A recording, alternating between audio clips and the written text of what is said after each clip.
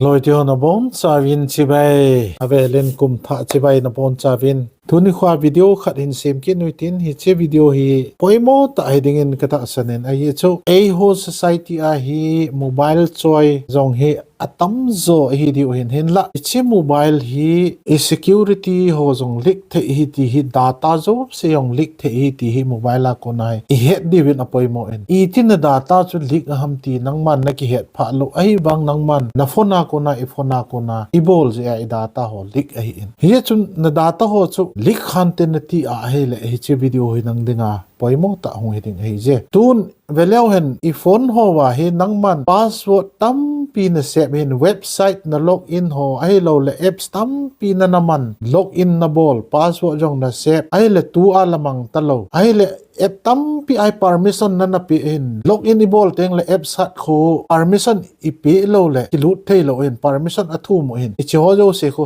yes while using app kitia permission ki pi hin ama hon I data ho kho ave thei na di wa permission ki pi hin ai chu iman sung ham le while using app kiti kho apps ko nang man na man sunga permission na pi hin na data zo se kho ave thei ni di wa ama hon aman cha thei ni di wa chu nang man permission na pi tam pi a apps tam pi assign ni bolwin anunga password jong ki hetalo ichiang chu na data na na pi hin ai lo apps zat phone a login I bol wa tom khat zo le uninstall bol wa te achu password jo se cha chu an ki save I data jo se cha chu an ki save ei man ki he phatalo itabang ho a ko na chu I data ho hi ei ma ho security hi lik hi ji a lik teng le ta chu che a le ei ho data ho gmail ho phone number ho dak we ma jong hunglu theina la hen icho hunglu teng la e ho hi hanga ki o ji he ta men hin le message over hin lep jiu hen itabang chu ji hi ji chon ye chun nangman na phone na hi I phone wa hi ep chu ibol wa le secure hi diu ham ti chu kain sei ding he in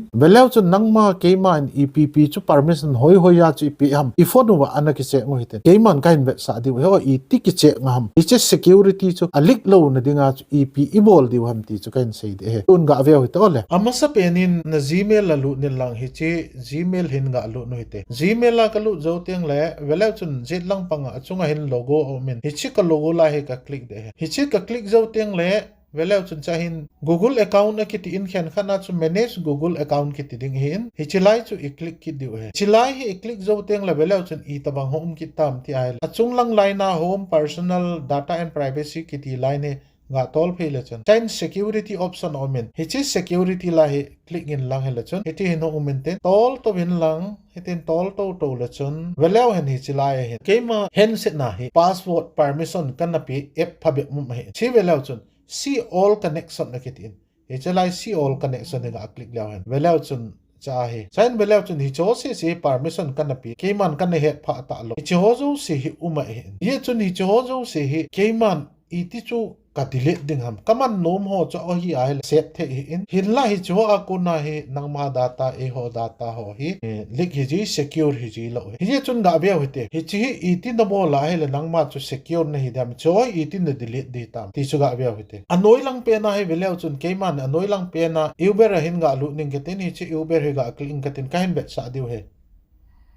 hichi uber ka click nga hele ti hin ahung omen velau chun hichi keiman sign in kana bol in sign in kana bol hi chun hi tin omen velau chun noi lang hi velau chun delete all connection that you have with uber kiti hichi lai hi ka click de hichi ka dei lo data leak hidinga ka gin mo ho chu ka delete nga hichi lai velau chun delete all connection that you have with uber hichi lai hi ga click ning ka te hichi lai ga click lang hi tin hong omen ten hi ti hong zo teng le keiman hoi lai ka me de ham te ai le confirm hi confirm hi anoi langa confirm hi ga me ote you are no longer connected with uber ati iten to hi uber to connection kanai lo hitan ka delete hita uber chu ka data ka password kiti ho zo hima cha om ta lo hen ka delete hita ito banga chu abo na hi khat na nang man na dei lo password lik dinga nagin mo apps ho chu bo na delete de hi tu hen adang ho jong hiti a chu bolso kai ding hen adang ho hen ve sa da tang ka ten pa na lo ding hi je chon tua abol ding dan chu hi chan chu ka hen hen vet sa hin tin iti ei hon iki dile the diu ham ti chu ka hen vet sa hi ta in